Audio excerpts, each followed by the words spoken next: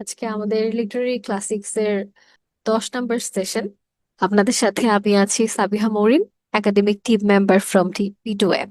আমরা আজকে শুরুতে আর্নেস্ট হেমিংওয়ের একটা ছোট্ট উপন্যাস বা নভেলা দিয়ে শুরু করব, the old man and the sea.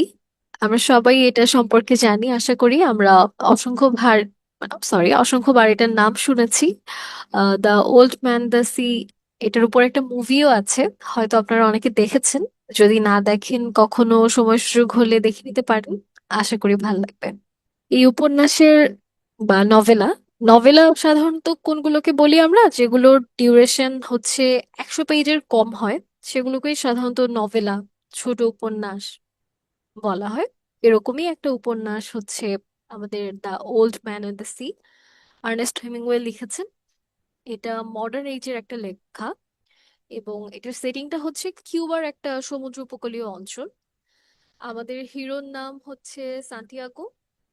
এখানে মূলত গল্পটা যে চরিত্রকে, আচ্ছা আমরা তাহলে আবার শুরু করছি। আমরা যে ঘটনাটা নিয়ে গল্প করতে যাচ্ছিলাম, সেই ঘটনার কেন্দ্রীয় চরিত্র হচ্ছে একটা মাছ, বিশাল আকৃতির একটা মার্লিন মাছ।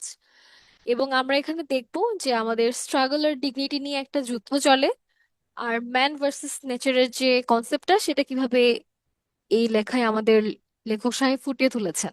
এই যে আমাদের আর্নেস্ট হেমিংওয়ে ভদ্রলোক, উনি একজন আমেরিকান রাইটার ছিলেন, এবং উনি 1954 সালে নোবেল প্রাইজ পেয়েছিলেন।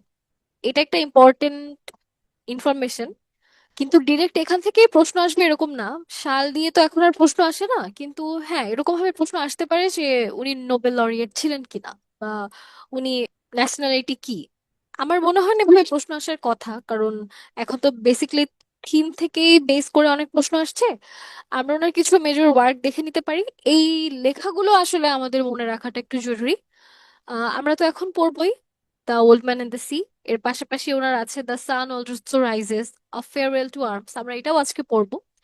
For whom the bell tolls, in our time, and men without women. আমরা এবার গল্পে শুরু করি। আমাদের নোবেলাটা যেহেতু খুবই ছোট, এখানে চরিত্র খুবই কম। সান্তিয়াগো, ম্যানোলিন, মার্লিন আর শার্কস।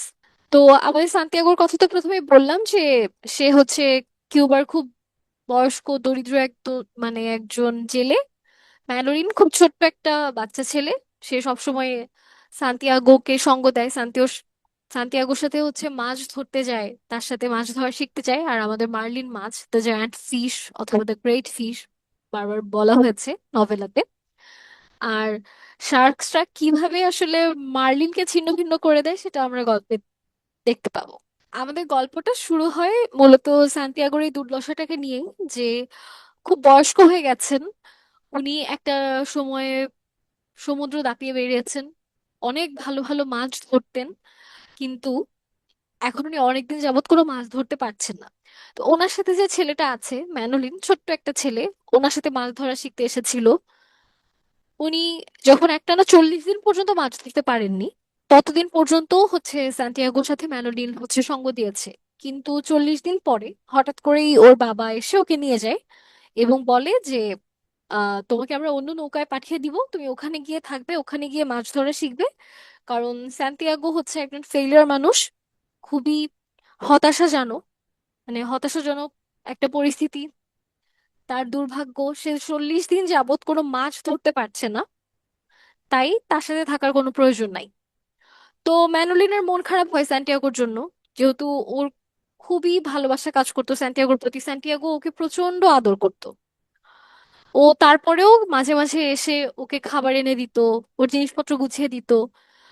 কিন্তু এখান থেকে যে জিনিসটা আমরা দেখতে পাই, যে আমাদের স্যান্টিয়াগো গরিব হতে পারে, কিন্তু সে কিন্তু এখনো খুব শক্ত মনের অধিকারী একজন মানুষ। সে হচ্ছে 84 দিন পেরিয়ে গেছে এর মধ্যে, এর পরেও হচ্ছে সে হাল ছাড়েনি। সে এখনো চাচ্ছে যে আবারও আমি নতুন করে নতুন উদ্যমে মাছ ধরতে যাব, এবং এবার আমি সমুদ্রের কাছাকাছি তীরবর্তী কোনো এলাকায় থাকবো না, আমি খুব গভীর সমুদ্রে যাব। আমি সেখানে গিয়েই হচ্ছে এবার মাছের সন্ধান করব, যে দেখি আমার ভাগ্য আমাকে সহায় হয় কিনা। সাদিয়া আপু, হাফসা আপু, আপনারা কি এখনো শব্দ শুনতে পাচ্ছেন না? আপনাদের মতো কি আরো অনেকের সমস্যা হচ্ছে? আপু সাউন্ডটা আপ ডাউন করছে। একবার বেশি শোনা যাচ্ছে, একবার কম শোনা যাচ্ছে, এরকম। আপনারা কি এখন শুনতে পাচ্ছেন? জি, শোনা যাচ্ছে। এটা সম্ভবত আমার ডিভাইসের কোনো ইস্যু হতে পারে। আমি আসলেও খুবই দুঃখিত, এরকম সিচুয়েশন হতে পারে আমি বুঝতে পারিনি। আহ, আমি তাহলে কন্টিনিউ করি যদি আপনারা শুনতে পান। আমি মাইক্রোফোনটা কাছে নিয়েই কথা বলছি, কিন্তু আসলে আমি বুঝতে পারছি না যে এরকম সমস্যা কেন হচ্ছে। আচ্ছা, আমি তাহলে কন্টিনিউ করি। তো আমরা যেটা নিয়ে কথা বলছিলাম যে 85তম দিনে সান্টিয়াগো আবারও হচ্ছে সমুদ্রে যান, এবং উনি এবার অনেক দূরে যান। এবং এখানে খুব ইম্পর্টেন্ট একটা কোটেশন আছে, যেখানে বলা হয়েছে যে everything about him was old except his eyes. মানে এখানে বলা হচ্ছে যে সে বৃদ্ধ হয়ে গেছে, বয়সের ভারে একটা মানুষ, সে নুয়ে পড়েছে, কিন্তু তার চোখ দুটো এখনো উজ্জ্বল, জল করছে।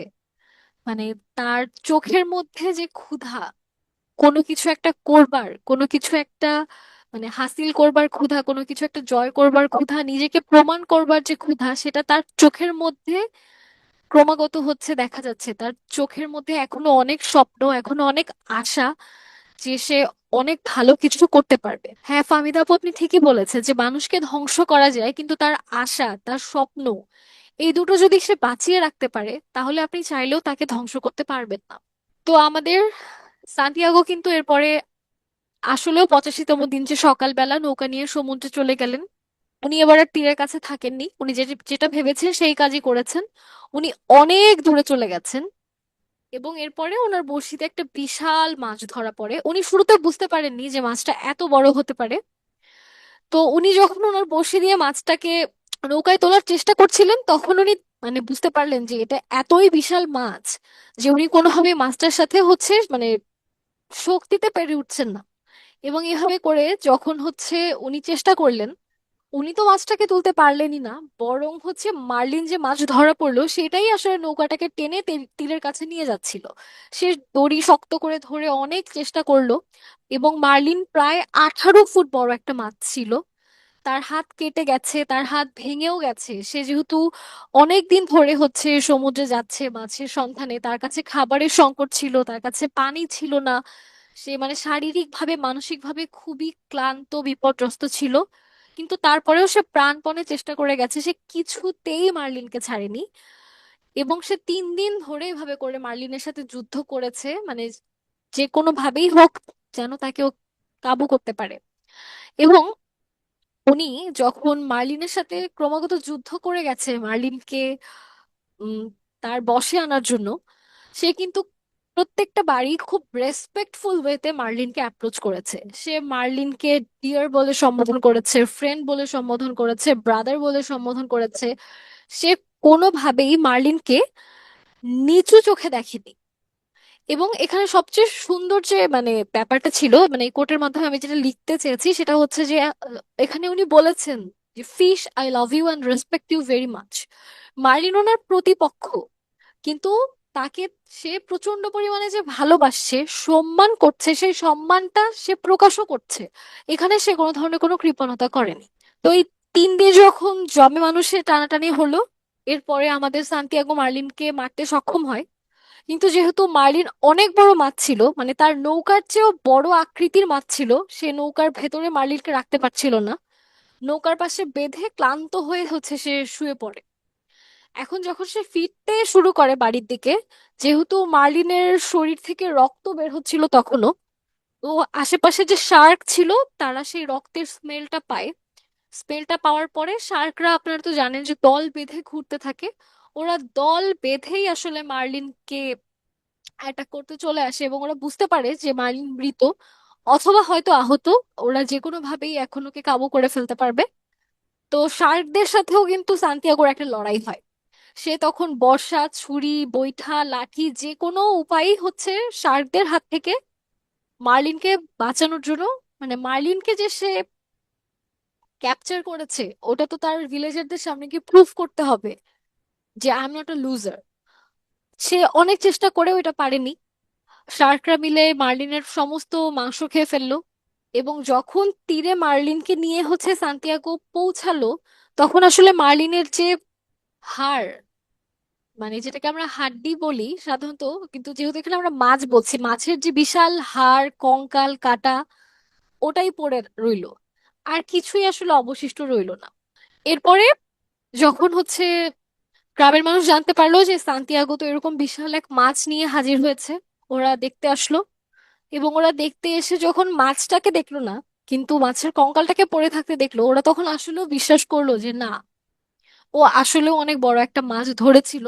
ও লুজার না, ওর মধ্যে এখনো এমন এনার্জি আছে, এমন মেন্টাল স্ট্রেংথ আছে, যেটা দিয়ে ও আসলে অনেক কিছু অ্যাচিভ করতে পারে। আমাদের আসলে ওকে বাঁকা চোখে এভাবে দেখাটা হয়তো উচিত হয়নি। এটা অনেকে ভেবেছিল, আবার অনেকে তিরস্কারও করেছিল যে মাছ তো শেষ পর্যন্ত নিয়ে আসতে পারেনি, মাছের কঙ্কাল নিয়ে হাজির হয়েছে, হয়তো বা এটা কোথাও পড়েছিল, ওখান থেকে কুড়িয়ে এনেছে। তো এরকম মানুষের বিভিন্ন ধরনের বিভিন্ন মন্তব্যের শিকার সে হয়েছে। কিন্তু এরপরেও সে হাল ছাড়েনি। এবং ম্যানোরিন তাকে দেখে মানে এত খুশি হয়, মানে খুশিতে তাকে জড়িয়ে ধরে কেঁদে ফেলে। এবং সে আবারও সান্তিয়াগোকে বলে যে আমি অন্য নৌকায় যাব না, আমি তোমার সাথেই থাকবো, আমি তোমার সাথেই মাছ ধরবো। এবং আমাদের সান্তিয়াগো বেচারা ক্লান্ত হয়ে ঘুমিয়ে পড়েন। ঘুমের মধ্যে উনি স্বপ্নে সিংহকে দেখতে পান। এবং এই সিংহটা মানে সিংহের যে সিম্বলটাকে এখানে রিপ্রেজেন্ট করা হয়েছে, এটা আসলে এটাই রিপ্রেজেন্ট করে যে আমাদের আসলে স্বপ্ন দেখা থামানো যাবে না। স্বপ্ন আমাদের সাহস, আশা, আমাদের ভেতরে যে মনোবল, আমাদের শক্তি, সমস্ত কিছুকে এখানে রিপ্রেজেন্ট করেছে। আর এই দুটা কোট খুব ইম্পর্ট্যান্ট, যে but man is not made for defeat. আসলে মানুষকে হেরে যাওয়ার জন্য তৈরিই করা হয়। আর a man can be destroyed but not defeated, একই ধরনের কথা। যে আপনি একটা মানুষকে নিঃশেষ করে দিতে পারেন, কিন্তু সে আবারও ঘুরে দাঁড়াতে পারে। সে আবারও হচ্ছে সমস্ত প্রতিকূলতার বিরুদ্ধে গিয়ে জিতে ফিরতে পারে। খুব সুন্দর একটা শিক্ষা দিয়ে যায় এই গল্পটা আমাদের, যে আমরাও চাইলে যে কোনো সময় ঘুরে দাঁড়াতে পারি। হয়তো আমরা অনেকদিন ধরে পড়ছি না, আমাদের স্টাডি ব্রেক হয়ে গেছে, আমরা ট্র্যাকে ফিরতে পারছি না, আমরা আজকে অল্প একটু করে শুরু করতে পারি।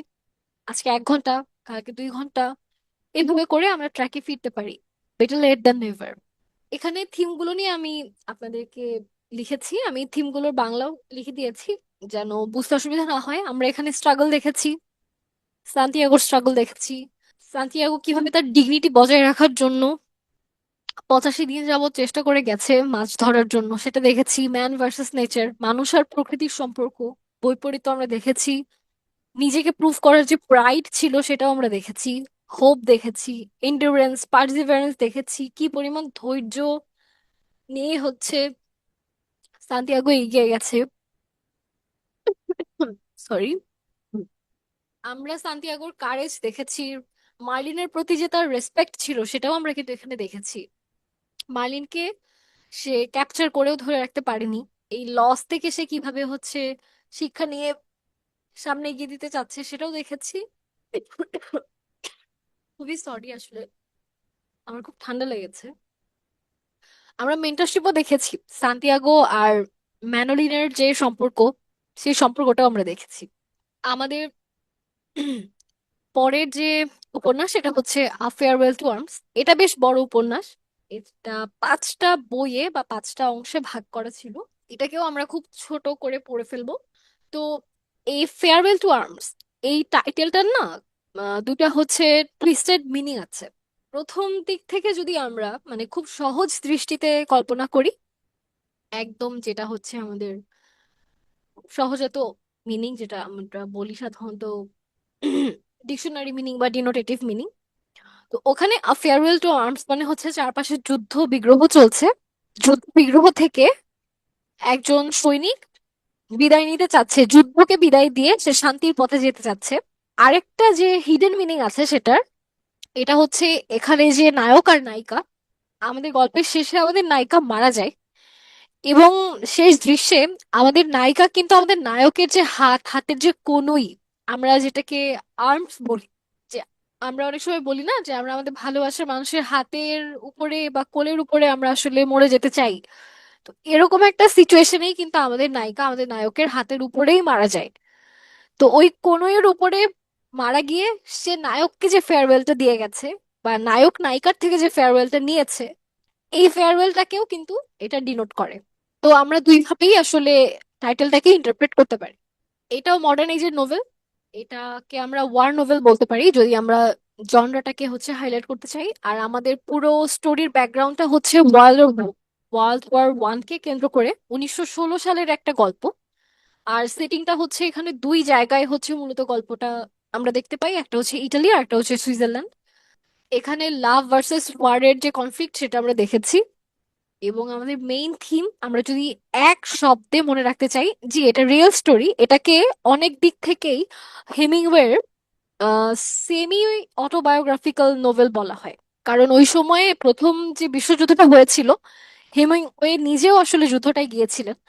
এবং আমাদের গল্পের শেষে যেমন এখানে নায়িকা মারা যায়, আমাদের লেখকের যে সেকেন্ড ওয়াইফ ছিলেন পলিন, উনিও আসলে কিন্তু ওই সময়টাতে মারা যায়।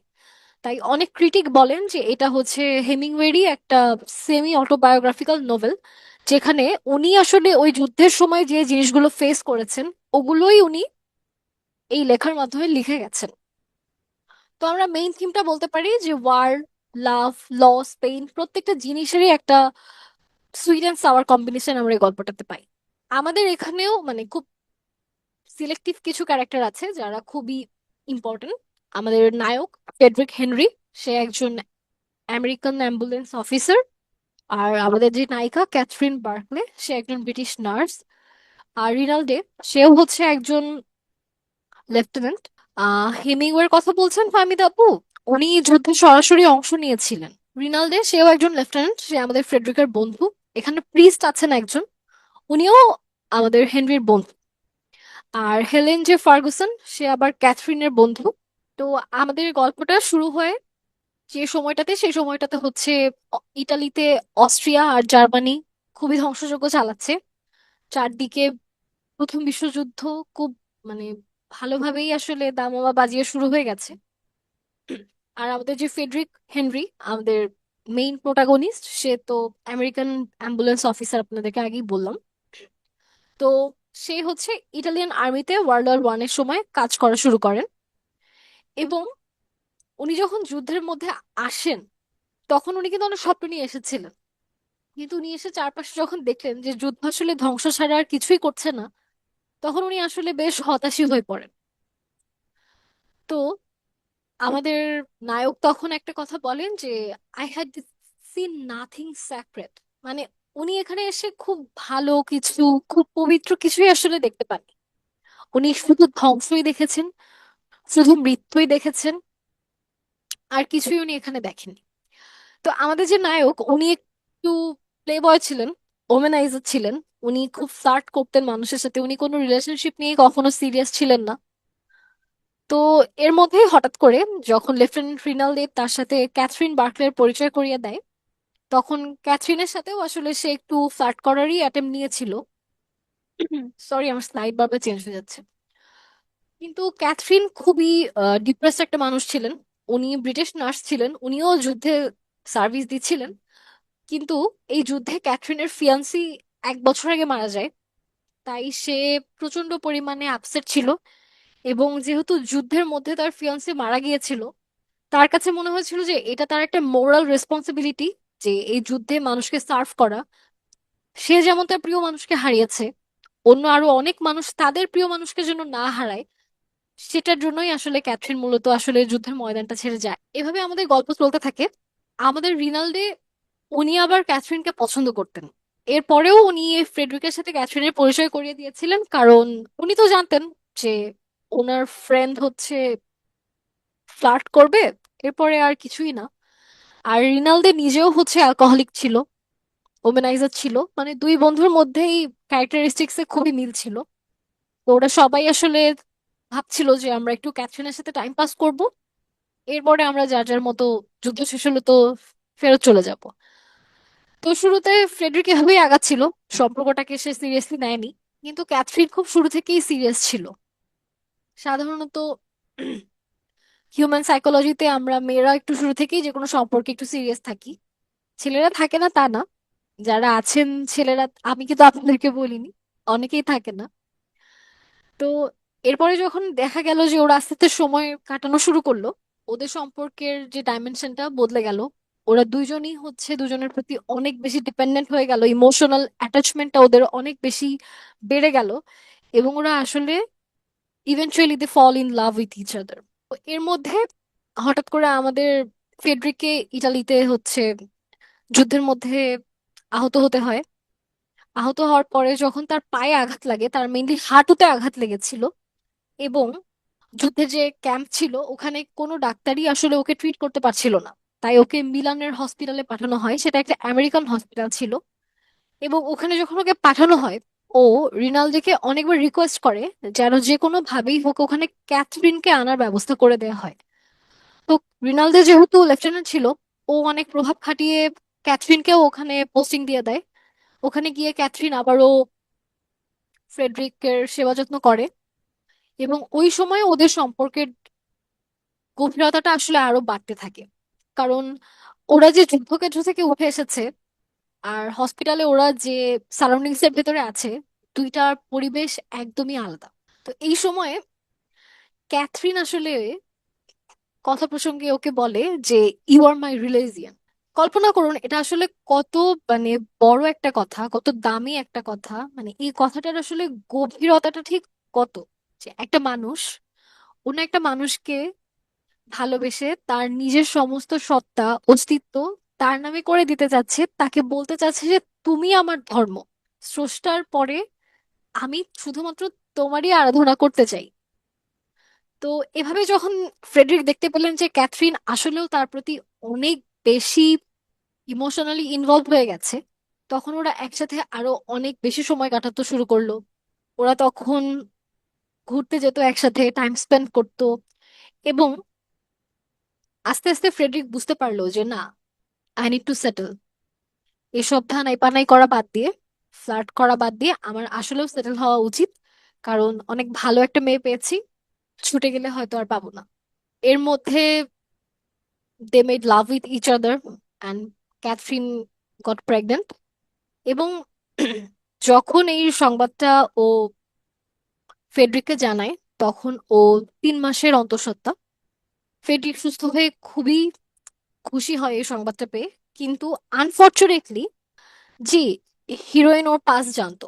কারণ যখন ওরা ক্যাম্পে আসে, ওরা যে ওমেনাইজার ছিল, ওরা অ্যালকোহলিক ছিল, ওরা ফ্লার্ট করতো অন্যান্য নার্সদের সাথে, এটা তো আসলে সবাই দেখতো। কিন্তু মেয়েরা তো একটু বোকাশোকা, ওই যে ভালোবাসা দিয়ে ভালো করে ফেলবো এই নীতিতে বিশ্বাসী।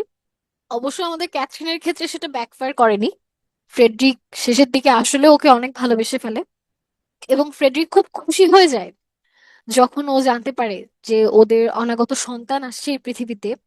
ও কথা দেয় যে আমি যুদ্ধ থেকে ফিরে এসে তোমাকে বিয়ে করব, ততদিন take care of our little Catherine. এটাই ছিল ওদের যুদ্ধের আগে যাওয়ার শেষ কথা, লিটল ক্যাথরিনকে টেক কেয়ার করতে বলে ও যুদ্ধে যায়। ও যুদ্ধে যাওয়ার কোনো ইচ্ছা ছিল না, কিন্তু আসলে যুদ্ধে না গিয়েও কোনো উপায় ছিল না। কিন্তু এই সময় আসলে অস্ট্রিয়া আর জার্মানি ইটালির উপর অনেক বাজেভাবে অ্যাটাক করতে থাকে। সমস্ত কিছুই আসলে ইটালিয়ান আর্মির কন্ট্রোলের বাইরে চলে যায়। এবং যেহেতু চারপাশে বৃষ্টি ছিল, এটাও ওদের জন্য খুব খারাপ একটা পরিস্থিতি নিয়ে আসে। এবং অনেক অফিসারদেরকে অনেকেই ভুল বুঝে মনে করছিল ওরা হয়তো অপোনেন্টের স্পাই, এভাবে করে মেরে ফেলতে শুরু করে। তো এই জায়গাটাতে আমাদের ফ্রেডরিক যখন বুঝতে পারে যে আমিও বাঁচতে পারবো না, আমাকেও হয়তো মেরে ফেলবে, তখন ও আসলে মানে একদম ফার্ম একটা ডিসিশন নিয়ে নেয় যে ও এই যুদ্ধটা আর কন্টিনিউ করতে চায় না। ও এবার ফেরত যাবে, এবং ও ফেরত যায়। ও ক্যাথরিনের কাছে গিয়ে ওকে নিয়ে সুইজারল্যান্ডে পালিয়ে যায়। এবং এখানেও একটা কথা বলে যে I was always embarrassed by the word sacred, glorious and sacrifice. মানে এই যে পবিত্র কিছু, স্যাক্রিফাইস করা, খুব গ্লোরিয়াস কিছু, এই ব্যাপারগুলো থেকে ও সবসময় আসলে নিজেকে গুটিয়ে রেখেছে, পালিয়ে বেরিয়েছে। কিন্তু আনফর্চুনেটলি ওকে আসলে এই সিচুয়েশন গুলোর ভেতর থেকেই যেতে হচ্ছে। তো ওরা যখন সুইজারল্যান্ডে গেল, ওরা খুব ভালো একটা সময় কাটিয়েছে। ওখানে কোনো যুদ্ধ ছিল না, কোনো ভয় আতঙ্ক কিছুই না। ওরা নতুন করে ওদের জীবন শুরু করে। ক্যাথরিনের তখন সন্তান জন্মানোর সময়ও প্রায় কাছাকাছি চলে আসে। ওরা ওদের ভবিষ্যৎ নিয়ে পরিকল্পনা করতে থাকে, এবং ওরা খুব খুশি হয় দুজনে মনে মনে যে ওরা যুদ্ধ থেকে পালিয়ে যেহেতু আসতে পেরেছে, ওরা খুব ভালো একটা সময় কাটাবে। কিন্তু আনফরচুনেটলি আসলে ওদের কাছে সময় খুবই কম ছিল। আমাদের ক্যাথরিন যখন সন্তান জন্ম দিতে যায়, সে একটা মৃত সন্তান প্রসব করে, যেটাকে হচ্ছে বলা হয়েছে স্টিল বেবি। নোভেলে এভাবেই লেখা হয়েছে। এবং তখন মানে ক্যাথরিনের হেভি হচ্ছে ব্লাড যেতে থাকে। ওর এত বেশি ইন্টারনাল হচ্ছে ব্লাড নিয়ে হচ্ছে প্রবলেম দেখা দেয় যে ওই সময় আসলে কোনোভাবেই ক্যাথরিনকে বাঁচানোর কোনো উপায় ছিল না। ও ভেঙে পড়ে মানসিকভাবে। ফ্রেডরিকোর অবস্থা দেখে আরো ভেঙে পড়ে। এবং যেটা বললাম গল্পের শুরুতে, যে ক্যাথরিন ওর আর্মসে, ওর কোলে, ওর হাতে মাথা রেখে কিন্তু মারা যায়। তখনই ওই লাইনটা বলে যে দ্য ওয়ার্ল্ড ব্রেক্স এভরিওয়ান। এই যুদ্ধ, এই ধ্বংস আসলে সবকিছু তছনছ করে দিয়েছে, সবাইকে তছনছ করে দিয়েছে। এখানে আসলে শান্তির কিছু নাই। এবং হসপিটালে যখন ক্যাথরিন মারা যায়, ফ্রেডরিক তখনই হসপিটাল থেকে ছুটে বেরিয়ে যায়, কারণ তার এখন আর কোনো পিছু টান নাই। জীবনের কাছ থেকে কোনো কিছু পাওয়ার নাই, জীবনকে কোনো কিছু দেয়ারও নাই। তখনও বাইরে বৃষ্টি পড়ছিল, এবং এই বৃষ্টিটা তার দুঃখ, মৃত্যু, শূন্যতা, মানে সে যে একটা হেভি গ্রিফ নিয়ে এখন সারাটা জীবন বেঁচে থাকবে, এটাকেই আসলে ইন্ডিকেট করছিল। আমাদের নোভেলটা এইভাবেই শেষ হয়ে যায়। এখানের থিমগুলো প্রত্যেকটাই আমরা অলরেডি আলোচনা করে ফেলেছি। আমরা যুদ্ধ দেখেছি, লাভ দেখেছি, লস দেখেছি, কিভাবে ফেডরিক পালাতে চেয়েছে সেটা দেখেছি। বৃষ্টি এখানে খুব সিগনিফিকেন্ট একটা রোল প্লে করে। বৃষ্টি অনেক মেজর একটা সিম্বল, কারণ আমরা পুরো যুদ্ধ জুড়ে বৃষ্টি দেখেছি। ক্যাথরিনের মৃত্যুর সময় বৃষ্টি দেখেছি। এবং কিভাবে হচ্ছে ফ্রেডরিক নিজেকে আইসোলেটেড করে নেয় সেটাও দেখেছি। আমরা পেইন দেখেছি। পেইনের এন্ডিউরেন্স কিভাবে প্রসেস করতে হবে সেটা ফ্রেডরিক জানতো না যখন ক্যাথরিন মারা গেল। এবং কিভাবে আসলে ভাগ্যের কাছে আমাদের সবাইকে দিন শেষে হার মানতে হয় সেটাও আমরা দেখেছি। আর এই যে ডিসিলিউশনমেন্ট, মানে আমরা যে খুব বড় বড় কথা বলি, কিন্তু যুদ্ধ আসলে কোনো শান্তি যে আনে না, যুদ্ধ আসলে সবকিছুই কেড়ে নেয়, আমরা এটাও কিন্তু এখানে দেখেছি। আমাদের হেমিংওয়ের আজকে দুইটাই উপন্যাস ছিল, আমরা শেষ করে ফেলেছি। আমরা এখন এমন একজন মানুষের কাছে যাব যিনি আমাদেরকে খুব কঠিন কিছু ব্যাপার পলিটিক্যাল স্যাটারের মাধ্যমে, অ্যালিগরির মাধ্যমে বলে গেছেন। আপনারা কি ধারণা করতে পারছেন উনি কে হতে পারে? উনিও মডার্ন এজের একজন লেখক। না আপু, উপন্যাস পড়বো। এলিয়টকে পড়বো না আজকে। আজকে কোনো কবিতা নেই। হ্যাঁ ইমতিয়াজ ভাইয়া, আপনি ঠিক বলেছেন। আমরা এখন জর্জ অরওয়েলকে নিয়ে পড়বো। আমরা অ্যানিমাল ফার্ম দিয়ে শুরু করব। জর্জ অরওয়েলেরও আজকে আমরা দুটো লেখা পড়বো। আপনারা এখনই তো বুঝতে পেরেছেন যে আমরা অ্যানিমাল ফার্মের পরে 1984 পড়বো। আপনারা অনেক পড়াশোনা করেন, বোঝাই যাচ্ছে। তো আমরা এখন শুরু করি। আমরা এখন পশুদের রাজ্যে কিছুক্ষণের জন্য যাব, যেটা মানুষেরই রাজ্য ছিল, সেটাকে পশুরা কিভাবে যুদ্ধ করে কেড়ে নেয় এবং তার পরিণতি কি হয় সেটা আমরা দেখি। এটাকে পলিটিক্যাল অ্যালিগরি বা স্যাটার বলা হয়। পলিটিক্যাল অ্যালিগরি বা স্যাটার তো আমরা জানি, অ্যালিগরি তো হচ্ছে রূপক কোনো কিছু। আমরা বাস্তব জীবনেরই কোনো ঘটনাকে যখন হচ্ছে ফিকশনের মাধ্যমে কিছু ইমাজিনারি ক্যারেক্টার দিয়ে, কিছু ইমাজিনারি স্টোরি বা সেটিং এর মাধ্যমে রিপ্রেজেন্ট করি, সেটাই। এখানেও আমরা ওয়ার্ল্ড ওয়ার 1 দেখবো। মেইনলি আমরা যেটা দেখবো সেটা হচ্ছে আমাদের রাশিয়ান যে বলশেভিক রেভলিউশন ছিল, সেটা আমরা দেখবো এখানে। আমরা রাশিয়ান রেভলিউশন আর স্ট্যালিনিজমের ব্যাকগ্রাউন্ডেই আসলে পুরো গল্পটা দেখতে পাবো। এবং আমাদের হচ্ছে মেইন থিম এখানে পাওয়ার, করাপশন আর বিট্রয়াল। আর রাইসা আপু, আমরা old man and the sea আর ফেয়ারওয়েল টু আর্মস পড়েছি হেমিংওয়ের। আমরা এখনো আরো 3টা লেখা পড়বো, এর মধ্যে দুটো উপন্যাস আর একটা হচ্ছে নাটক। নাটকটা আমরা সবার শেষে পড়বো। তো হেমিংওয়ে তো আমেরিকান রাইটার ছিলেন, আর অরওয়েল হচ্ছে ইংলিশ রাইটার বা ব্রিটিশ রাইটার বলতে পারি। আর ওনার, জর্জ অরওয়েল হচ্ছে ওনার পেন নেম, আর ওনার রিয়েল নেম হচ্ছে এরিক আর্থার ব্লেয়ার।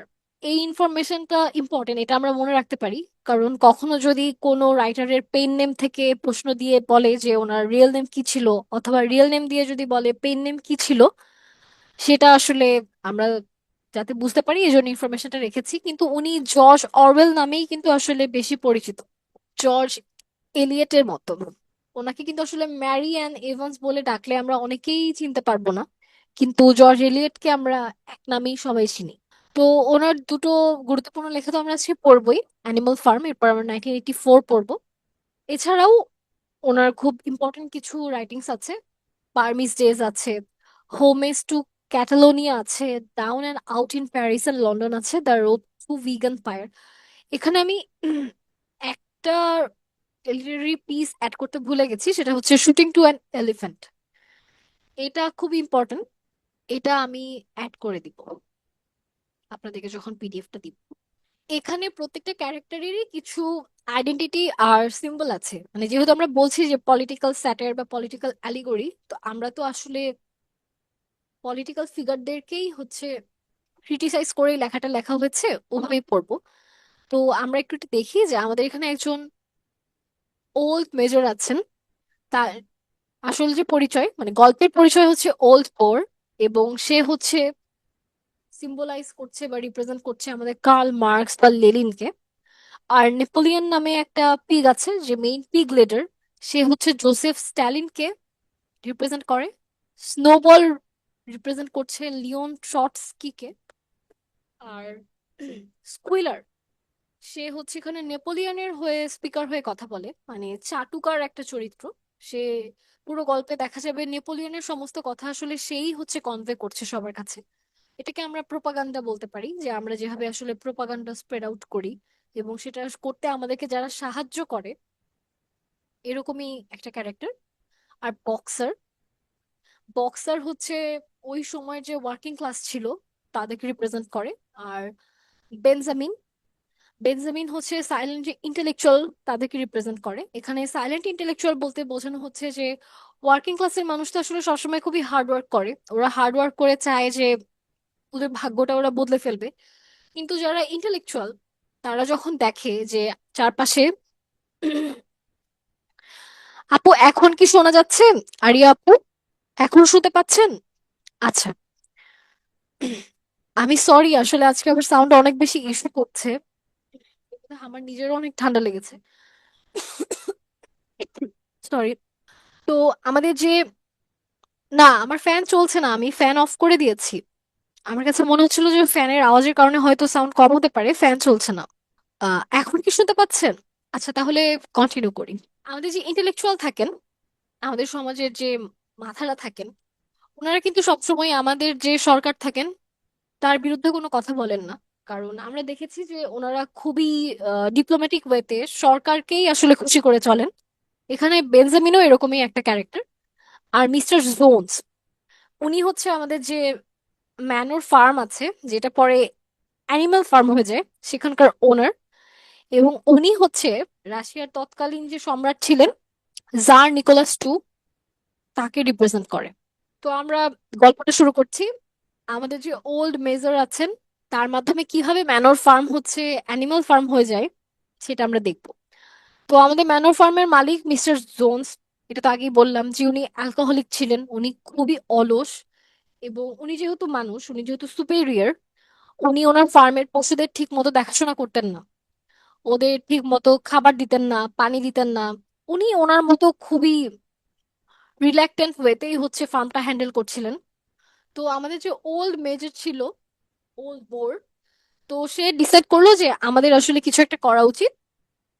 তখন সবাই তার আহ্বানে সাড়া দিল, এবং সে যখন সবাইকে নিয়ে একটা মিটিং করলো, ওই মিটিং এ সেটাই হচ্ছে সবাইকে কনভিন্স করলো, এটা বলে যে আসলে মানুষরা তো আসলে আমাদেরকে প্রচন্ড কষ্ট দিচ্ছে, ওরা কাজ করে না, আমাদেরকে দিয়ে সব কাজ করিয়ে নিচ্ছে, ওরা কোনো কিছু রিপ্রোডিউস করে না, সমস্ত কিছু আমরা ওদের জন্য করছি। তো আমাদের আসলে উচিত যে আমরা মানুষের এই শাসন থেকে মুক্তি পেতে চাই, আমরা নিজেদের জন্য কাজ করতে চাই, এবং আমরা ইকুয়ালিটি চাই। আমরা মানুষ যে ইকুয়ালিটিটা পাই, সেই ইকুয়ালিটিটা আমরা আমাদের মতো করে আদায় করে নিতে চাই। এবং এখানে সে আবারও হচ্ছে হিউম্যান বিংকে ক্রিটিসাইজ করে যে কথাটা বলে যে man is the only creature that consumes without producing. মানে মানুষ শুধু ভোগই করে, মানুষ কখনোই কোনো কিছু উৎপাদন করে না। তো এটা বলার পরে যারা ছিল এনিমাল ফার্মের পশুরা, ওরা তো খুবই মোটিভেটেড হয়ে গেল। ওরা মনে করলো যে না, ওদের খুব রেভলিউশনারি কোনো অ্যাটেম্প্ট নিতে হবে। তো ওরা ওভাবে করে কাজ চালাচ্ছিল। 3 দিন পরে আসলে ওল্ড মেজর মারা যায়। কিন্তু ও মারা গেলেও ও আসলে যে কথাগুলো আসলে বলে গিয়েছিল, ওগুলো আসলে প্রত্যেকটা অ্যানিমালকেই খুব টাচ করেছে।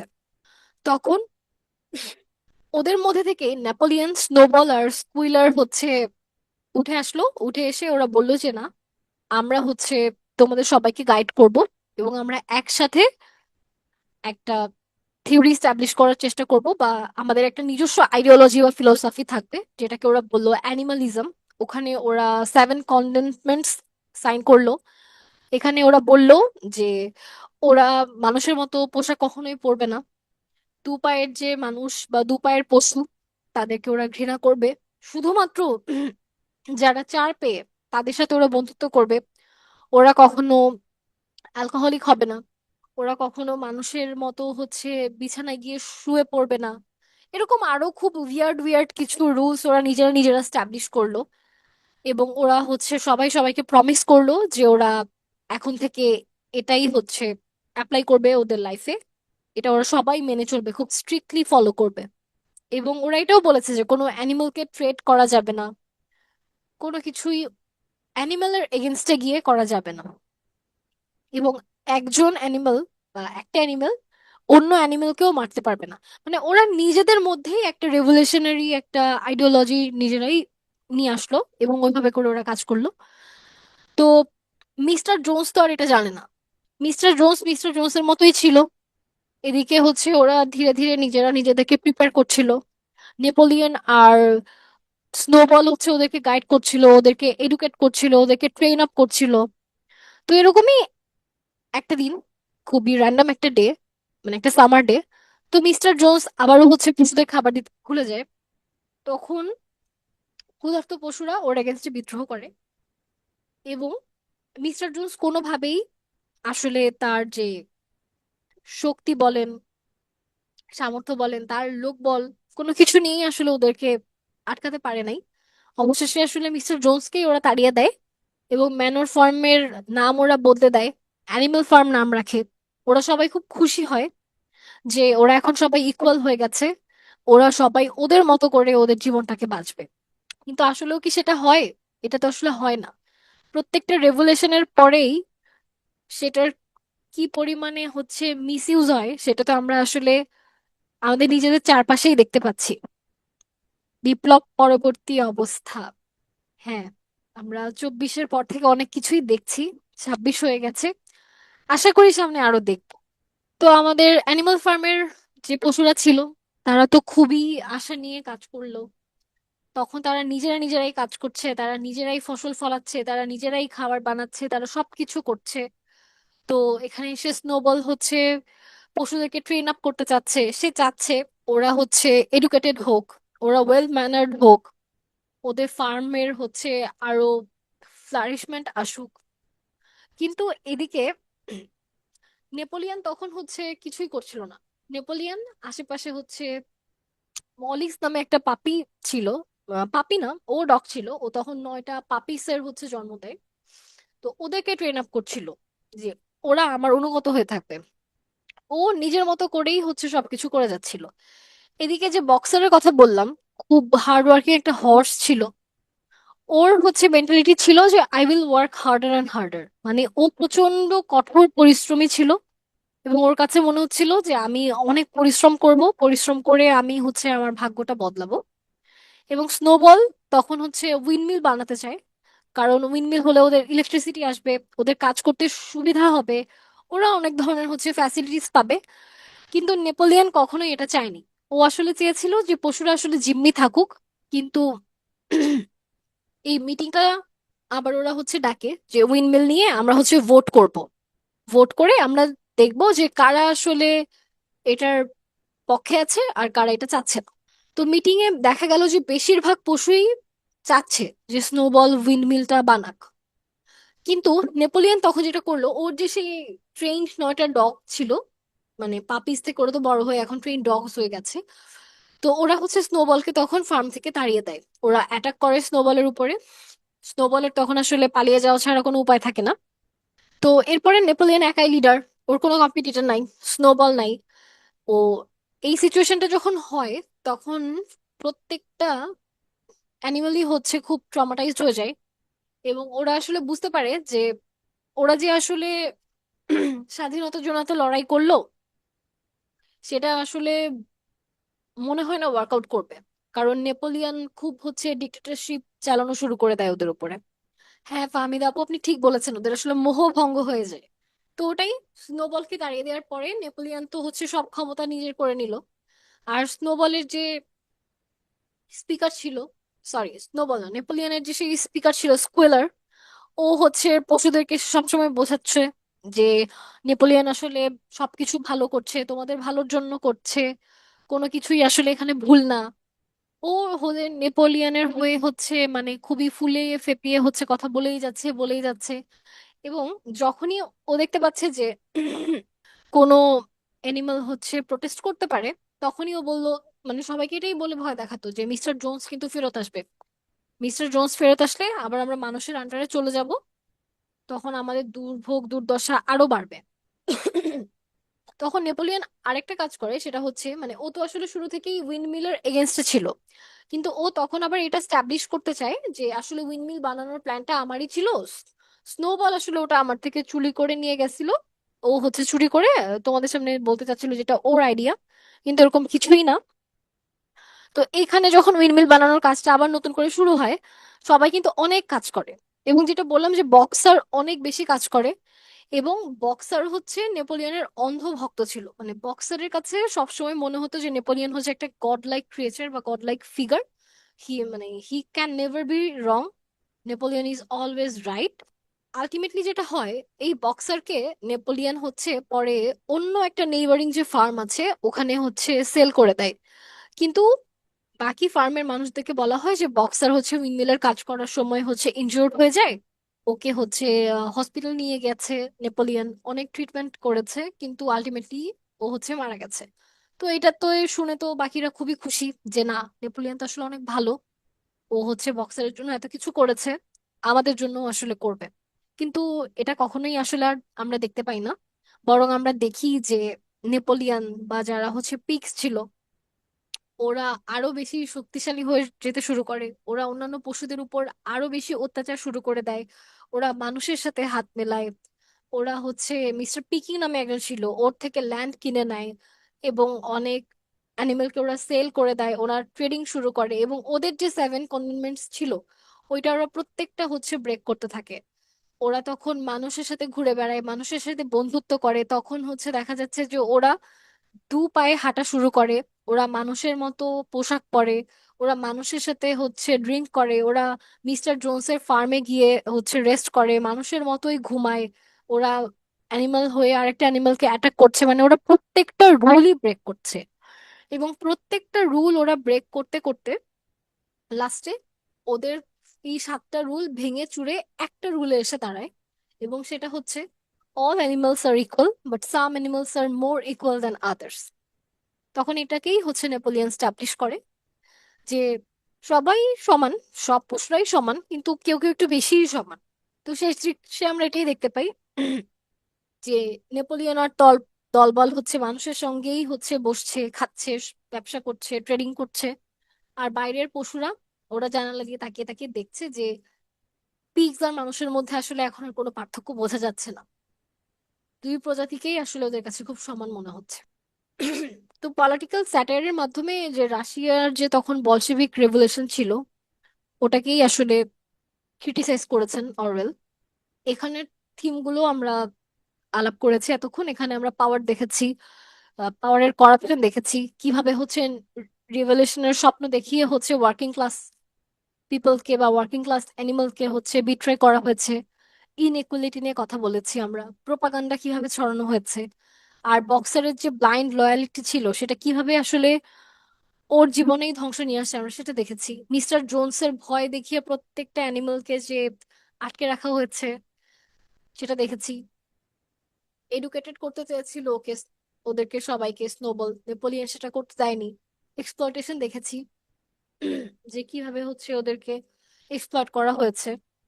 আর লস অফ ফ্রিডম, এটা তো পুরো গল্প জুড়েই আমরা দেখেছি যে কোনো স্বাধীনতা আসলে কখনোই এক্সিস্ট করেনি, সবাই শুধু স্বাধীনতার স্বপ্ন দেখিয়েছে।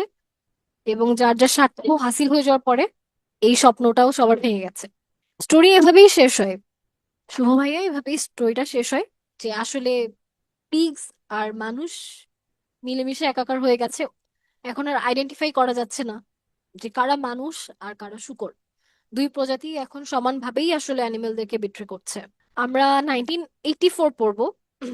এটার কনটেক্সটটা খুবই ডার্ক, কিন্তু এটাও হচ্ছে আমাদের পলিটিক্যাল যে পার্সপেক্টিভ সেটার সাথে খুব রিলেভেন্ট। অ্যাটলিস্ট 5 আগস্টের আগ পর্যন্ত খুবই রিলেভেন্ট ছিল। আমার মনে হয় আমরা যেহেতু রিলেট করে অনেক কিছু পড়তে পারবো, আমরা অনেক মজা পাবো। 1949-এ বসে উনি 1984 মানে ভবিষ্যতের পৃথিবী নিয়ে লিখে গেছেন। মানে উনি খুব ভিশনারি একটা থট প্রসেস নিয়ে এগিয়েছিলেন। এবং আমরা দেখতে পাচ্ছি যে এত বছর পরে এসেও ওনার লিখে যাওয়া প্রত্যেকটা কথা ঠিক কতটা সত্যি, সেটা প্রত্যেকটা দেশের প্রত্যেকটা কনটেক্সটেই কিরকম করে সত্যি হয়ে যাচ্ছে। এটাকে ডিস্টোপিয়ান নোভেল বলা হচ্ছে কারণ আমরা জানি যে ইউটোপিয়া হচ্ছে একটা আদর্শ জগৎ, ইউটোপিয়ার একদম বিপরীত হচ্ছে ডিস্টোপিয়া। তো ডিস্টোপিয়ান নোভেল, এখানে আমরা হতাশা দেখব এবং আমরা দেখব যে সবকিছু কিভাবে উল্টো পথে হাঁটছে। এটাও মডার্ন এজের একটা উপন্যাস। এটার সেটিংটা হচ্ছে ওশেনিয়া। ওশেনিয়া মূলত তৎকালীন লন্ডনকে রিপ্রেজেন্ট করে।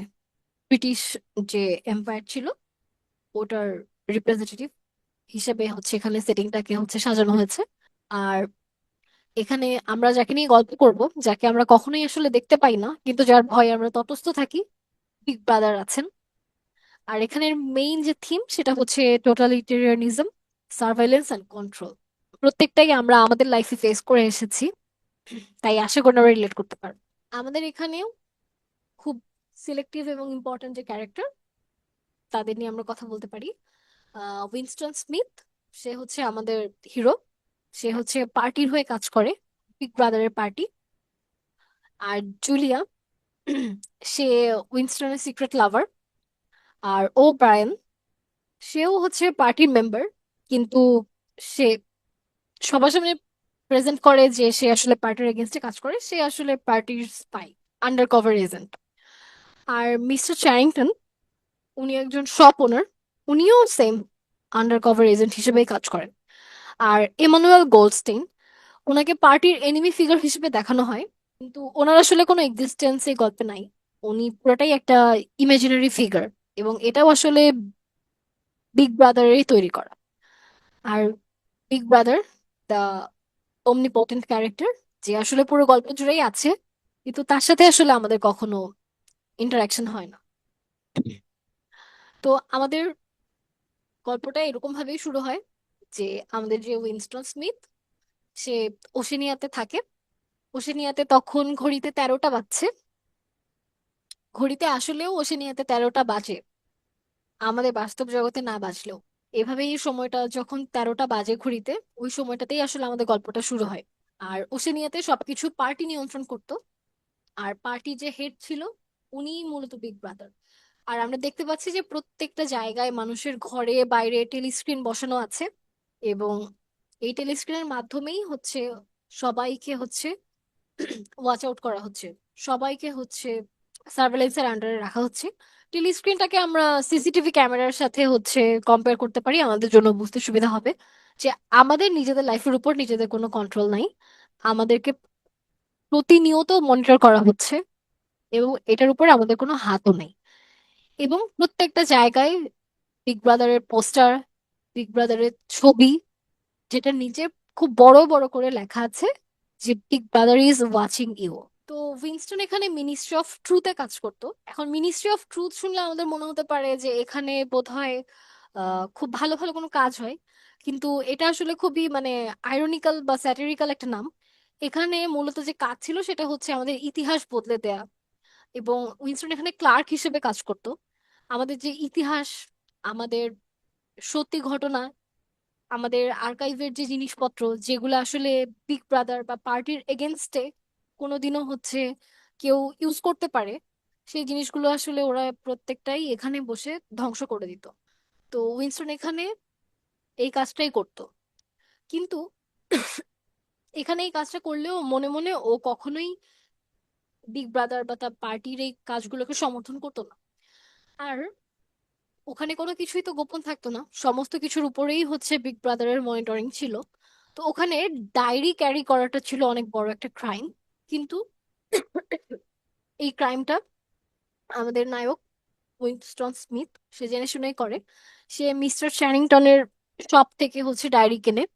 ডায়েরি কিনে তার নিজের মনের যে সত্যি কথাগুলো ওগুলো লিখতে শুরু করে। সে জানে যে সে যেটা করছে সেটার জন্য সে যে কোনো সময়ই হচ্ছে ধরা পড়তে পারে, তাকে খুব সিভিয়ার কিছু পানিশমেন্টের ভেতর দিয়ে যেতে হবে। তো তাও সে এই কাজটা কন্টিনিউ করে। আর এই যে ডায়েরি রাইটিং, যেটা হচ্ছে ওদের কাছে ছিল খুব খারাপ কোনো কাজ, যেটাকে আসলে পুরো গল্প জুড়ে বলা হয়েছে থট ক্রাইম। মানে চিন্তায়ও হচ্ছে কোনোভাবেই বিগ ব্রাদারকে নিয়ে কোনো আজে বাজে চিন্তা করা যাবে না। তো আমাদের জুলিয়া যে, সেও হচ্ছে কাজ করতো, পার্টির হয়ে কাজ করতো, বিগ ব্রাদারের হয়ে কাজ করতো। তো উইনস্টন কখনোই জুলিয়াকে খুব সোজা চোখে দেখেনি। ও সবসময় মনে হতো যে জুলিয়া হচ্ছে পার্টির কোনো আন্ডার কভার এজেন্ট, অথবা পার্টির প্রতিও খুবই লয়াল। কিন্তু জুলিয়া এরকম ছিল না। জুলিয়া যেটা করতো, জুলিয়া পার্টির হয়ে কাজ করতো, কিন্তু ও পার্টির খুব সিলি সিলি কিছু রুলসও ব্রেক করতো, এবং এটাও হচ্ছে নিজের ইচ্ছায় করতো, এবং এটা করে ও খুব মজা পেত। যেমন ওখানে লেখা ছিল পার্টির যে রুলস এন্ড রেগুলেশনের যে একটা বই ছিল, ওখানে লেখা ছিল যে কেউ কারোর সাথে ফিজিক্যাল বা সেক্সুয়াল কোনো ইনভলভমেন্টেও যেতে পারবে না। সেটা যদি যায় সেটা বছরে একবার, সপ্তাহে একবার।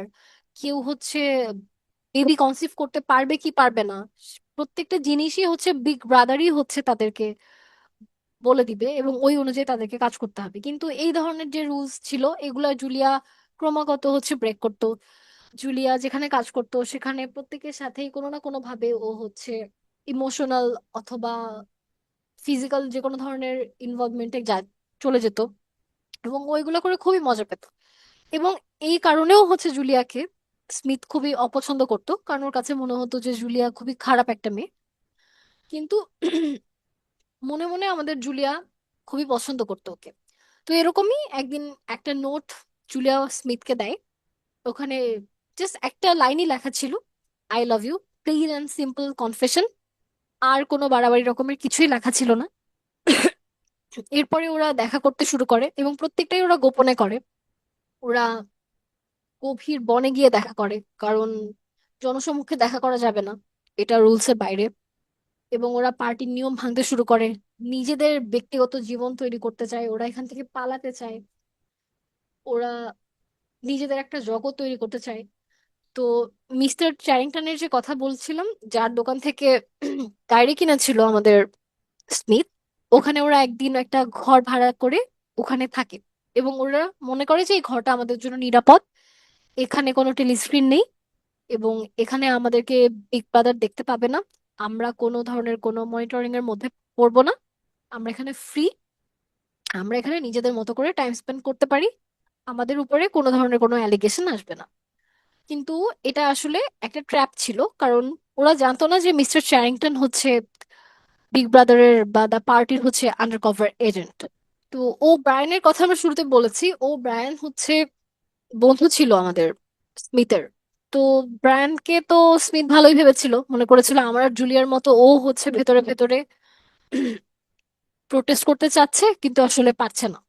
তো এরকম একটা দিনেই হচ্ছে ও ব্রায়ানকে বলা হয় পার্টি থেকে যে তুমি স্মিথকে তোমার বাসায় রাখো, ও সেই কাজ করে। ওখানে হচ্ছে উইনস্টন আর জুলিয়া দুজনেই যায়। এবং ওখানে গিয়ে যখন ওরা বলে যে ব্রায়ানকে যে আমরা হচ্ছে পার্টির এগেনস্টে কাজ করতে চাই, আমাদের তো ওয়ার্ক ফোর্স লাগবে, তো তুমি কি কোনোভাবে আমাদেরকে হেল্প করতে পারো কিনা, তখন ব্রায়ান ওদেরকে হচ্ছে ওই যে এমানুয়েল গোল্ডস্টেইনের বইটা দেখায়, যে হচ্ছে ব্রাদারহুড নামে একটা অর্গানাইজেশন, যেটা হচ্ছে অপোনেন্ট দ্য পার্টি বা বিগ ব্রাদার, তাদের হচ্ছে একটা লেখা বই দেখায়। এবং এটাও বলে যে এটা পড়ো, এখানে বলা আছে যে বিগ ব্রাদার কি করে না করে, পার্টির কি কি খারাপ দিক আছে, আমরা কিভাবে আসলে ওদেরকে অ্যাটাক করতে পারি, প্রত্যেকটাই হচ্ছে ওদেরকে পড়তে দেয়। এবং ওরা পড়ে, ওরা পড়ে ওদের কাছে মনে হয় ওরা পুরো সত্যিটা জেনে গেছে। এখন আসলে ওরা ফাইট করতে পারবে বিগ ব্রাদারের এগেনস্টে। কিন্তু ওরা আসলে জানতো না যে ও ব্রায়ান হচ্ছে পার্টির সিক্রেট এজেন্ট। এবং মিস্টার চ্যারিংটনের ঘরেও যে মানে গোপনে টেলিস্ক্রিন ছিল, এবং উইনস্টন আর জুলিয়া এতদিন যে মনে করেছে যে আমরা আসলে যেভাবে করে নিজেদের জীবনটাকে সাজাতে চাচ্ছি এটা আসলে বিগ ব্রাদারের মনিটরিং এর বাইরে, ওরা তখন বুঝতে পারে যে সমস্ত কিছুই আসলে বিগ ব্রাদারের মনিটরিং এর আন্ডারেই ছিল। ওরা কখনোই আসলে এই big brother is always watching you এই কনসেপ্টের বাইরে বেরিয়ে হতে পারেনি। তো এরপরে ওদেরকে আলাদা করে ধরে নিয়ে যায়, ওদেরকে মিনিস্ট্রি অফ লাভে নিয়ে যায়। এটাও খুবই আইরনিক্যাল একটা নাম, কারণ মিনিস্ট্রি অফ লাভে আসলে মানুষকে পানিশমেন্ট দেওয়া হয়। এখানে খুবই সিভিয়ার লেভেলের টর্চার করা হয়। এখানে খুব ইম্পর্টেন্ট একটা কোট আছে যে if you want a picture of the future imagine a boot stamping on a human face forever. মানে ওর ভবিষ্যৎটা যে কতটা ভয়ঙ্কর হতে পারে, ভয়াবহ হতে পারে, ওইটাই আসলে ও ব্রায়ান এখানে মিনিস্ট্রি অফ লাভে ধরে নিয়ে যাওয়ার পরে স্মিথকে বলতে থাকে। এবং ওখানে গিয়ে উইনস্টন সাইকোলজিক্যালি ফিজিক্যালি অনেক বেশি ডেভাস্টেটেড হয়ে যায়, কারণ ওকে ওখানে প্রচন্ড টর্চার করা হয়। এবং ও যে দেখতে পায় যে ওর মতো আরো যারা ছিল যে পার্টির এগেনস্টে কাজ করতে চায় বা কাজ করছিল, প্রত্যেককেই এখানে এনে খুব সিভিয়ার পানিশমেন্ট দিতে হবে। হ্যাঁ, আয়নাঘর, আমরা আয়নাঘরের সাথে এটাকে মেলাতে পারি। না, আমার কাছে মাঝে মাঝে মনে হয় মিনিস্ট্রি অফ লাভের চেয়েও আয়নাঘর বোধহয় খুব জঘন্য জায়গা ছিল। তো ওকে যেখানে রাখা হয় সেটা হচ্ছে রুম 101। তো এখানে ওকে তখন হচ্ছে আমাদের যে ও ব্রায়ান, সে এসে বলে যে তোমাকে যে বইটা পড়তে দিয়েছি ইমানুয়েল গোল্ডস্টেইনের বা ব্রাদারহুড, যেটা বলেছি, যা বলেছি সবই মিথ্যা, সবই ভুয়া, সব আসলে আমাদের পার্টির বানানো। রুম 11 না আপু, রুম 101, 101, 101। তো সবকিছুই মিথ্যা, সবকিছুই বানোয়াট, আমরা আসলে মানুষকে এভাবে করে বোকা বানাই। আমরা সবাইকে আসলে এই বইটা পড়তে দিয়ে বুঝতে চাই যে কে আসলে বিগ ব্রাদারের বা পার্টির এগেনস্টে কাজ করতে চায় আর কে হচ্ছে করতে চায় না। তখন হচ্ছে উইনস্টন তো বুঝতে পারে যে ও খুব বাজেভাবে ফ্রেম হয়ে গেছে। এবং তখন হচ্ছে বারবার ওকে ব্রায়ান প্রশ্ন করছিল যে 2+2 কত হয়। ও বারবার বলছিল 4 হয়। কিন্তু তখন হচ্ছে ব্রায়ান ওকে বলে যে না, 2+2 হচ্ছে 5। এবং বিগ ব্রাদার এটাই যদি তোমাকে বলে যে 2+2 হচ্ছে মানে 4 না হয়ে 5 হচ্ছে, তুমি সেটাই স্বীকার করতে, মেনে নিতে, বিশ্বাস করতে বাধ্য। এটাকে এখানে এটাই বলা হয়েছে যে freedom is the freedom to say that 2+2 make 4। এই কথাটা যখন উইনস্টন বারবার বলছিল, ওকে ওটাই বলেছে যে না, তোমাকে এটাই মেনে নিতে হবে, স্বীকার করতে হবে যে 2+2 কখনোই 4 না, 2+2 ইজ অলওয়েজ 5।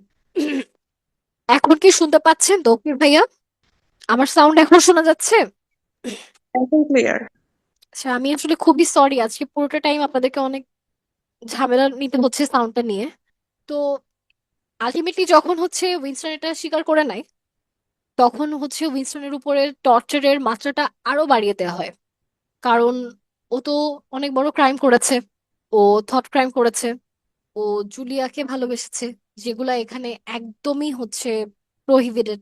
এবং তখন হচ্ছে যেটা হয় 101-এ মানুষকে নিয়ে গিয়ে মানুষের সবচেয়ে যে বড় ভয়ের জায়গা, ট্রমার জায়গা, সবচেয়ে বেশি ট্রিগার যেটাতে কেউ হয়, সবচেয়ে বেশি ফোবিয়া যেটা নিয়ে কাজ করে, তাকে ওইভাবেই টর্চার করা হয়। তো স্মিথ প্রচন্ড পরিমাণে হচ্ছে ইঁদুর ভয় পেত। তখন ওকে একটা চেয়ারের সাথে শক্তভাবে বেঁধে দেওয়া হয়, ওর মাথার মধ্যে একটা আয়রনের ক্যাপ পরিয়ে দেওয়া হয়, এবং ওই আয়রনের ক্যাপ ভর্তি ইঁদুর ছেড়ে দেওয়া হয়। তো ইঁদুরগুলো তখন হচ্ছে ওর মাংস ছিঁড়ে খুঁড়ে খাচ্ছিল, এবং ইঁদুরগুলো বেশ ক্ষুধার্ত ছিল, ওদেরকে অনেকদিন ধরেই কোনো ধরনের কোনো খাবার দেওয়া হয় নাই।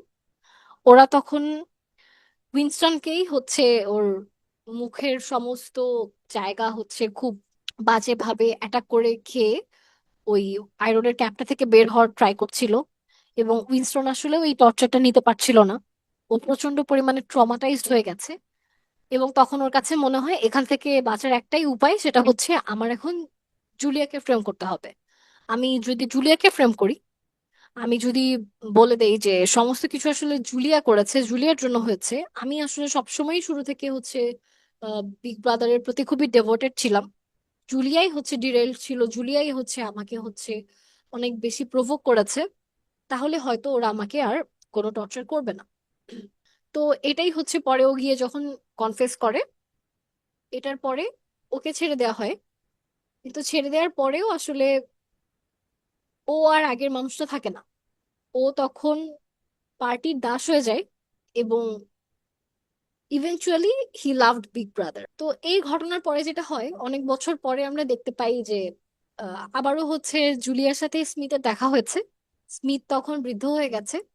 জুলিয়াও জাস্ট সিম্পলি এসে একটা মানে ক্যাফেতে ওর পাশে বসেছে, কিন্তু এখন আর ওদের মধ্যে কোনো প্রেম নাই, কোনো ভালোবাসা নাই, কোনো বন্ধুত্ব নাই, কিছুই নাই। ওরা দুজনই এখন জাস্ট পার্টির ওয়ার্কার হিসেবে কাজ করে।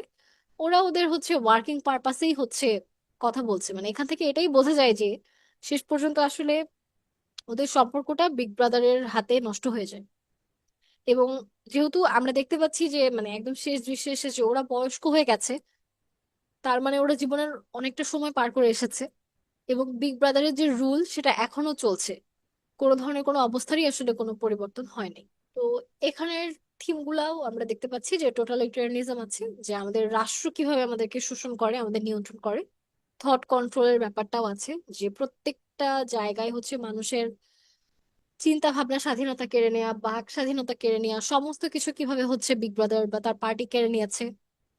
নিউজ স্পিক, যেটা নিউজপিক নামে একটা হচ্ছে ডিভাইস ছিল, যেটা দিয়ে হচ্ছে মানুষের চিন্তাকে হচ্ছে ছোট করে দেওয়া হতো, তাদেরকে চিন্তা কন্ট্রোল করা হতো। এবং লাভ আর বিট্রায়াল আমরা দেখেছি কিভাবে পার্টি হচ্ছে জুলিয়া আর স্মিথের সম্পর্কটা নষ্ট করে দিয়েছে। সার্ভেলেন্স সব সময় একটা মনিটরিং এর ভেতরে মানুষকে রাখা হয়েছে। সত্য আর মিথ্যার যে দ্বন্দ্ব, সেটা আমরা এখানে দেখেছি, আমরা ভয় দেখেছি। আর পুরো ব্যাপারটাই তো লস অফ ফ্রিডমকে কেন্দ্র করে আমরা দেখেছি, যেখানে আসলে কোনো ধরনের কোনো স্বাধীনতাই মানুষের জীবনে ছিল না। আমাদের আজকের শেষ পড়া, এটা একটা নাটক, খুবই ছোট একটা নাটক, ওয়েটিং ফর গোডো, স্যামুয়েল ব্যাকেটের। আমরা আজকে এটা পড়েই শেষ করব। আজকে যেহেতু সাউন্ডেও অনেক ইস্যু হচ্ছে, আমরা দ্রুতই পড়ে ফেলি। স্যামুয়েল ব্যাকেট এটা 1948 থেকে 1949-এর মধ্যে লিখেছিলেন, দ্বিতীয় বিশ্বযুদ্ধের পরে লিখেছিলেন। এটাও একটা মডার্ন এজের ড্রামা, অ্যাবসার্ড ড্রামা। মানে অ্যাবসার্ড ড্রামা বলতে যেটা আমরা বুঝি সেটা হচ্ছে সবকিছুই খুবই অদ্ভুত, অ্যাবসার্ড, এলোমেলো, যেখানে প্রত্যেকটা জায়গায় আমরা দেখতে পাই যে লাইফের সমস্ত কিছুই হচ্ছে মিনিংলেস, লাইফের কোনো পারপাস নাই, প্রত্যেকটা জিনিসই খুবই ভেগ, এবং মানুষ অনেক বেশি হচ্ছে মানে মেন্টালি খুবই ক্যাপচার্ড, এবং তারা হচ্ছে কোনোভাবেই হচ্ছে স্বাধীনভাবে কিছু চিন্তা করতে পারছেন না। এখানে নিহিলিজমের একটা কনসেপ্ট আছে, নাথিংনেস, সমস্ত কিছুই আসলে শেষ পর্যন্ত হতাশায় গিয়ে মিলিত হচ্ছে। এই ব্যাপারটা অ্যাবসার্ড ড্রামার হচ্ছে মেইন জিস্ট। আর এটা হচ্ছে মেইনলি ফ্রেঞ্চে লেখা হয়েছিল। তো ফ্রেঞ্চে লেখার পরে যখন দেখা গেছে যে এটা অনেক বেশি জনপ্রিয়তা পেয়েছে, তখন বেকেট নিজে এটাকে আবারও ইংরেজিতে ট্রান্সলেট করেছে। আর এখানে মেইন ক্যারেক্টার হচ্ছে ভ্লাদিমির রেস্ট্রাগন। এখানে আমরা ওয়েটিং দেখব, যেহেতু আমরা গোডোর জন্য অপেক্ষা করছি। এখানে হোপ আছে, মিনিংলেসনেস আছে, লাইফের পারপাসলেসনেস, সবকিছুই আমরা এখানে দেখতে পাই। তো আমরা শুরুতে যে দুজনকে পড়লাম, প্রথমে একজন ছিলেন আমেরিকান রাইটার, পরে আমরা ইংলিশ রাইটার পড়লাম, এখন আমরা যার কাছে এসেছি বেকেট, উনি একজন আইরিশ রাইটার। আর উনি তো অ্যাবসার্ড ড্রামার জন্য ফেমাস। ওনাকে আপনি ফাউন্ডার অফ অ্যাবসার্ড ড্রামা হিসেবেও হচ্ছে পড়তে পারেন। আর উনি 1969-এ হচ্ছে নোবেল প্রাইজ পেয়েছেন। আমরা আজকে ওনার ওয়েটিং ফর গোডো পড়বো। ওনার আরো কিছু বিখ্যাত লেখা আছে: endgame, Krapp's last tape, happy days, Molloy, Malone dies আর দ্য আননেমেবল। এখানে ক্যারেক্টার খুবই কম, ভ্লাদিমির আর এস্ট্রাগন আমরা তো বললামই। আর গোডো, যে হচ্ছে এখানকার অ্যাবসার্ড সেই ক্রিয়েচার, এখানেও হচ্ছে অমনিপটেন্ট একটা ক্রিয়েচার, যে হচ্ছে প্রত্যেকটা জায়গায় বিরাজ করছে, বাট তার কোনো এক্সিস্টেন্স আমরা কখনোই আসলে দেখতে পাই না। এখানে পোজো, লাকি, এরকম খুব ফানি কিছু ক্যারেক্টারও আছে। আর বয়, মেসেঞ্জার অফ গোডো, এই ক্যারেক্টারটাও আছে। তো আমরা যেটা দেখতে পাচ্ছি যে আমাদের পুরো নাটকটা যখন শুরু হয়, নাটকের যে ব্যাকগ্রাউন্ড বা সেটিং বা নাটকের স্টেজের যে আমরা বলি যে স্টেজের যে প্রম, এখানে জাস্ট থাকে দুজন মানুষ, একটা ব্যারেন ট্রি যেখানে কোনো পাতা নাই, আর একটা রাস্তা। সেই রাস্তাটা আসলে কোথায় চলে গেছে আমরা কেউই জানি না। তো এখানে ওদেরকে ট্র্যাম্প বলে সম্বোধন করা হয়। ট্র্যাম্প মানে হচ্ছে ভবঘুরে, ভ্যাগাবন্ড যাকে বলে, যে ওদের আসলে কোনো ধরনের কোনো খেদে কাজ নাই, ওরা এখানে ওয়েট করছে গোডোর জন্য। কেন ওয়েট করছে ওরা কিছুই জানে না। তো ভ্লাদিমির আর এস্ট্রাগনের এখানে দুটো নিকনেম আছে। ভ্লাদিমিরের নিকনেম হচ্ছে ডিডি। আমরা ভ্লাদিমিরের ডি আর ডিডির ডি এভাবে মনে রাখতে পারি, ভ্লাদিমির, ডিডি। আর এস্ট্রাগনকে গোগো বলে ডাকা হয়, এস্ট্রাগনের জি আর গোগো, এভাবে করে আমরা ওদের নামটা মনে রাখতে পারি। এখানে মূলত ভ্লাদিমির আর এস্ট্রাগন দুজনেই দুজনকে ডিডি আর গোগো বলে ডাকে। এমন না যে এটা ওদের আগে থেকেই এক্সিস্টিং কোনো নিকনেম। ওরা আসলে দাঁড়িয়ে আছে, ওরা ওয়েট করছে। এবং নাটকটা যখন শুরু হয় তখন দেখা যাচ্ছে যে আমাদের যে এস্ট্রাগন, সে হচ্ছে ভ্লাদিমিরের উপর অনেক বেশি ডিপেন্ডেন্ট। সেটা হচ্ছে ইমোশনালি অথবা সাইকোলজিক্যালি, প্রত্যেকটা দিকেই সে খুব ডিপেন্ডেন্ট। এস্ট্রাগন হচ্ছে জুতা ঠিক করছে, সে জুতা পরতে পারছে না। আর ভ্লাদিমির ক্যাপ নিয়ে বসে আছে, সে ক্যাপ খুলছে, সে ক্যাপের ভেতর থেকে হচ্ছে খাবার বের করে আনছে। সবকিছুই খুবই মিনিংলেস, খুবই পয়েন্টলেস, কোনো কিছুরই কোনো মিনিং এখানে নাই, কোনো কিছুরই কোনো পারপাস নাই। ওরা গোডোর জন্য অপেক্ষা করছে, ওরা জানে না গোডো কে, গোডো আসবে কি না, আসলে ওরা কি করবে, না আসলে ওরা কি করবে, ওরা কোনো কিছুই জানে না। ওরা জাস্ট এখানে ওয়েট করছে। ওরা কথা বলছে, ওরা ঝগড়া করছে, আবার সবকিছু ওরা ভুলে যাচ্ছে। ওরা ভাবছে যে ওরা চলে যাবে, কিন্তু ওরা চলেও যাচ্ছে না। তো আমাদের নাটকটা শুরুই হয় নাথিং টু বি ডান এই কথাটা দিয়ে, যে আসলে কোনো কিছুই করার নাই। তো ওরা যখন ওয়েট করছে, ওয়েট করতে করতে ওরা খুবই হাস্যকর কাজকর্ম করছে। এস্ট্রাগন ভুলে যাচ্ছে, ওকে ওর নিজের আইডেন্টিটি ভুলে যাচ্ছে, ও আগে কি করেছে ভুলে যাচ্ছে। ভ্লাদিমির ওকে সবকিছু হচ্ছে মনে করিয়ে দিচ্ছে। এরকম সিচুয়েশনের মধ্যে হঠাৎ করে এখানে পোজো আর লাকি আসে। পোজো হচ্ছে লাকির গলার মধ্যে হচ্ছে দড়ি বেঁধে রেখেছে, এবং লাকি তাকে হচ্ছে বহন করে নিয়ে আসছে একটা চেয়ারে করে। আরো অনেক ধরনের সুটকেস, ব্রিফকেস, টুল, মানে টুল যেটা আমরা বলি, সমস্ত কিছু হচ্ছে লাকি ক্যারি করে নিয়ে আসছে। এখানে বোঝা যাচ্ছে যে পোজো হচ্ছে লাকির মাস্টার আর লাকি হচ্ছে সার্ভেন্ট। এখানে লাকি নামটা খুবই আয়রনিক্যাল, যে লাকি, লাকি বলতে আমরা বুঝি যে ভাগ্যবান বা ভাগ্যবতী কেউ, কিন্তু লাকি এখানে আসলে সবচেয়ে দুর্ভাগা। এখানে লাকি মাত্র একবারই কথা বলে, সেটা খুবই মানে লং, একটা ড্রামাটিক মনোলগ থাকে, যেটা আসলে কোনো সেন্স মেক করে না। এছাড়া আমরা কখনোই লাকিকে কথা বলতে দেখি নাই। এটা পড়ার মানে হচ্ছে যে আমাদের লাইফের যে ভয়েড, মানে আমাদের লাইফের যে মিনিংলেসনেস, আমরা লাইফ নিয়ে যে ইনডিসিশনে ভুগি, বা আমরা যে লাইফ নিয়ে কতটা অ্যাবসার্ড চিন্তা ভাবনা করি, এটাকেই উনি আসলে খুব মানে হার্শ ভাবে লিখে গেছেন। এটাই। এবং আমরা যদি নিজেদের সাথে রিলেট করি, আমরা নিজেরাও কিন্তু এরকম অ্যাবসার্ড অনেক কাজ করি, অনেক কথা বলি, আমাদের আশেপাশে এরকম অনেক কিছুই সবসময় হচ্ছে ঘটতে থাকে। এবং প্রত্যেকটা জিনিসের পেছনেই যে কোনো মোটিভ থাকবে, কোনো মিনিং থাকবে, কোনো পারপাস থাকবে, এরকম যে না, এটাই মেইনলি আসলে অ্যাবসার্ড ড্রামা দিয়ে বোঝানো হয়েছে। আর যখন সেকেন্ড ওয়ার্ল্ড ওয়ার হয়, এরপরে পুরো তো হচ্ছে ওয়ার্ল্ডের যে স্ট্রাকচার, সেটাই তো আসলে উলটপালট হয়ে যায়। তখন যে মানুষের জীবনের আসলেও আর কোনো মিনিং নাই, মানুষ যে কি পরিমাণ হতাশ, মানুষের মধ্যে কোনো ধরনের কোনো স্পৃহা নাই, মানুষের কোনো সেন্স কাজ করছে না। মানুষ সমস্ত কিছু কিভাবে ওলটপালট করছে, তছনছ করছে, এবং তারা সেটার কনসিকুয়েন্স বুঝতেও পারছে না। এই জিনিসগুলোকেই মূলত হচ্ছে অ্যাবসার্ড ড্রামার মধ্যে প্যাকেট লিখে গেছেন। আর আমরা যে অপেক্ষা করি, মানে একটা নেভার এন্ডিং যে কোনো এন্টিটির জন্য আমরা ওয়েট করছি, এখানে গোডোকে আমরা অনেকভাবে রিপ্রেজেন্ট করতে পারি। সেটা নিয়ে আমরা আলোচনা করব। তো এটা আমরা আগাই। আর এই যে আমরা অপেক্ষা করছি যেটার কোনো শেষ নাই, এটার পরেও যে আসলে আমরা অপেক্ষা করে যাই, এই ব্যাপারটাকেও আসলে হাইলাইট করা হয়েছে। তো লাকি যখন আসলো, লাকি তো হচ্ছে বললামই যে পোজোর সমস্ত কিছুই হচ্ছে সে ইনস্ট্রাকশন মেনটেন করছে, যা যা বলছে মেনে নিচ্ছে। এবং পোজো এখানে এসে অনেক বড় বড় হচ্ছে মনোলোগ দিচ্ছে, পোজো বলছে যে সে কতটা সম্পদশালী, শক্তিশালী। এবং লাকি চুপ হয়েছিল, লাকিকে সে একবারই কথা বলতে বলেছে মাথায় বাড়ি মেরে। লাকি তখন হচ্ছে একটা লং ড্রামাটিক মনোলগ দিয়েছে, যেটা কোনো সেন্স মেক করে না। আর ভ্লাদিমির আর এস্টার কোনো আসলে বুঝতে পারেনি যে ওরা আসলে কেন এসেছে। ওদেরকে দেখে ওরা প্রচন্ড পরিমাণে অবাক হয়েছে, ওরা ভয় পেয়েছে। এবং মানুষ কিভাবে মানুষকে ব্যবহার করে, এবং ক্ষমতাবান মানুষ কিভাবে দুর্বল মানুষকে নিয়ন্ত্রণ করে, এটা আসলে পোজো আর লাকির যে মাস্টার সার্ভেন্ট রিলেশনশিপ, সেটার মাধ্যমে আমরা আসলে দেখেছি।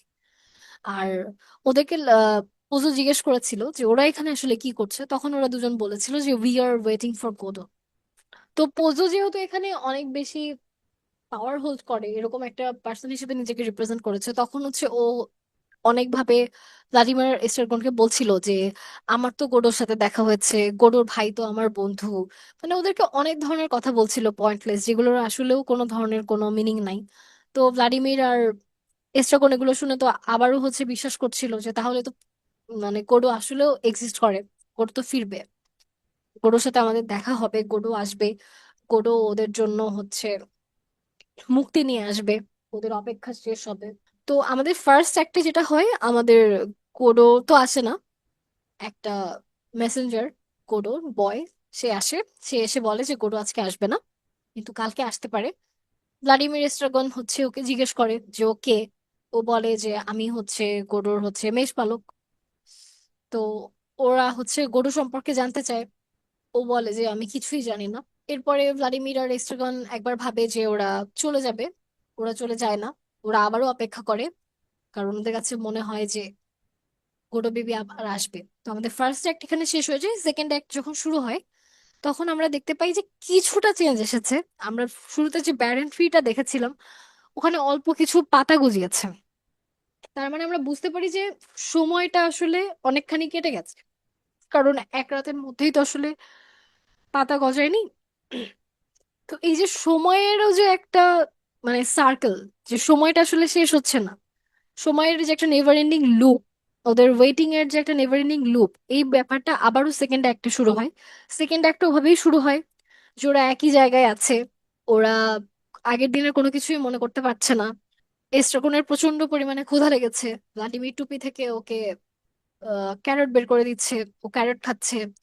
এরপরে ওদের কাছে মনে হচ্ছে যে আমাদের আসলে সুইসাইড করা উচিত, কিন্তু এখন ওরা যে সুইসাইড করবে, ওদের কাছে দড়ি নাই। এবং তখন ওরা মনে করে যে ঠিক আছে, আমরা আমাদের প্যান্টের বেল্ট দিয়ে করি। তো প্যান্টের বেল্ট দিয়ে তো আসলে সুইসাইড করা যায় না। এবং ওদের কাছে মনে হয় ঠিক আছে, আমরা সুইসাইড না করে আমরা জাস্ট গলায় দড়ি ঝুলিয়ে গাছের ডালে ঝুলতে থাকি, এভাবে করে আমরা টাইম পাস করি, কারণ আমাদের কাছে করার কিছু নাই। তো এরকম অনেক কিছুই ওরা ভাবে। আলটিমেটলি কোনো কিছুই ওরা করতে পারে না।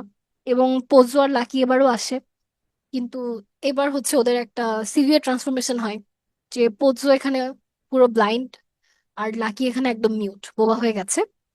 এখানে এসে পোজো হচ্ছে লাকির পিঠে চড়েই আসে, পোজো পড়ে যায়, ওরাই আবার ওদেরকে গিয়ে হচ্ছে রেস্কিউ করে। ওরা আবার চলে যায়, গোগো আর ডিডি ওয়েট করতে থাকে। শেষে আবারও বয় আসে, এবং সেম মানুষটাই আসে। তো যখন হচ্ছে ওরা জিজ্ঞেস করে যে তুমি তো এসেছিলে, তখন ও কমপ্লিটলি ডিনাই করে। ও বলে যে না, আমি আসিনি, যে এসেছিল সে আমার ভাই। কিন্তু আমি আপনাদেরকে এটাই জানাতে এসেছি যে গোডো আজকেও আসবে না, হয়তো কালকে আসবে, আপনারা হচ্ছে ওয়েট করেন। তো ভ্লাদিমির আর এস্টারগন তখন ভাবে যে ওরা আসলে চলে যাবে, কিন্তু আসলে ওরা চলে যায় না। ওরা লেটস গো এটা বলেও আসলে ওখানেই দাঁড়িয়ে থাকে, ওরা কোথাওই যায় না। আর পরের দিন যে ছেলে আসে, সে ওদেরকে এটাই বলে যে mister Godot told me to tell you he won't come this evening but surely tomorrow. তো ওরা আবারও অপেক্ষা করে। তো এখানে গোডোকে আমরা অনেকভাবে রিপ্রেজেন্ট করতে পারি। এখানে গোডোকে আমরা গডের সালভেশন হিসেবে দেখতে পারি, গড লাইক কোনো ক্রিয়েচার বা ফিগার হিসেবে দেখতে পারি। গোডোকে আমরা হোপ হিসেবে দেখতে পারি, গোডোকে আমরা লাভ হিসেবে দেখতে পারি, গোডোকে আমরা সালভেশন হিসেবে দেখতে পারি, রিডেম্পশন হিসেবে দেখতে পারি। এমনও হতে পারে যে গোডো এমন কোনো ফিগার যার কাছে ওরা ওদের কোনো ক্রাইম কনফেস করতে চাচ্ছে, কনফেস করে ওরা হচ্ছে পিওর হতে চাচ্ছে। গোডোকে আসলে অনেকভাবেই রিপ্রেজেন্ট করা যায়। আপনি আপনার লাইফেও যদি এটা রিলেট করতে চান, আমি যদি আমার লাইফে এটা রিলেট করতে চাই, আমরা যে কোনো ভাবেই হচ্ছে এই নাটকটাকে রিলেট করতে পারি। তো আমাদের এই অ্যাবসার্ড ড্রামাটা খুব ছোট্ট একটা নাটক, এভাবেই শেষ হয়ে যায়। আর এখানে মেইন থিম গুলো তো আমরা শুরুতেই পড়েছি, যে আমরা এখানে ওয়েটিং নিয়ে কথা বলেছি, never ending loop of waiting, লাইফের যে মিনিংলেসনেস সেটা নিয়ে আমরা কথা বলেছি। আমাদের হোপ, আমাদের রিপিটেশন, একই ঘটনা বারবার সার্কুলার মোশনে ঘটছে। মানুষ একা, এখানে এস্ট্রাগনও একা, ভ্লাদিমিরও একা, তারা দুজন দুজনের উপর কি পরিমাণ ডিপেন্ডেন্ট, তাদের ফ্রেন্ডশিপ দেখেছি। এখানে টাইম অনেক বড় একটা ফ্যাক্ট, যে টাইম চলে যাচ্ছে, কিন্তু টাইমের সাথে সাথে কোনো ধরনের কোনো সিচুয়েশনের কোনো চেঞ্জ হচ্ছে না। আমরা পোজো আর লাকির মাধ্যমে হচ্ছে পাওয়ার প্র্যাকটিসের যে মাস্টার সার্ভেন্ট রিলেশনশিপ সেটাও দেখেছি। আর মেমোরি যেটা দেখেছি, যে ভ্লাদিমির অনেক কিছু ভুলে যাচ্ছে বা এস্ট্রাগন ভুলে যাচ্ছে, এস্ট্রাগনকে ভ্লাদিমির মনে করিয়ে দিচ্ছে। আর অ্যাবসার্ডিটি, যেটা হচ্ছে আমরা মানুষের জীবনের সমস্ত অ্যাবসার্ডিটি এই জায়গাটাতে হচ্ছে বেকেট ক্যাপচার করেছে, আমরা এটা দেখতে পাচ্ছি। এভাবে করেই আমাদের নাটকটা শেষ হয়ে যায়। আর আজকে নাটক শেষ হয়ে যাওয়ার সাথে সাথে আমারও আপনাদেরকে গল্প বলা শেষ হয়ে গেল। আপনাদেরকে অনেক ধন্যবাদ।